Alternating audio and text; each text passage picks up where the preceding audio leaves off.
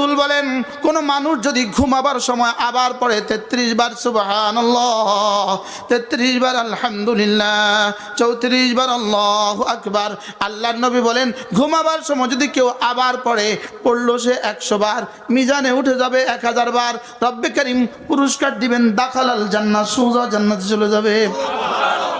এখন প্রশ্ন, আজকের নামাজের পরেরটা যদি আগামীকালকে পড়লাম তাহলে হলো কিনা? আগামীকালেরটা তাহলে যাবে কোথায়?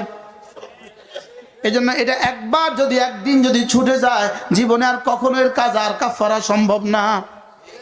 কি বলছি বলেন? এক ওয়াজের কারণে যদি আজকেরটা ছুটে যায় জীবনে আর কখনো ফিরে আসবে না। জীবনে আর কখনো কি?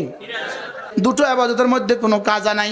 1 নাম্বার জিকিরের কোনো কাজা নাই, 2 নাম্বার পর্দার কোনো কাজা নাই, জিকিরের কোনো কাজা নাই। একবার যদি জিকির ছুটে যায় ওই জিকিরের জীবনে আর কখনো কাজা নাই।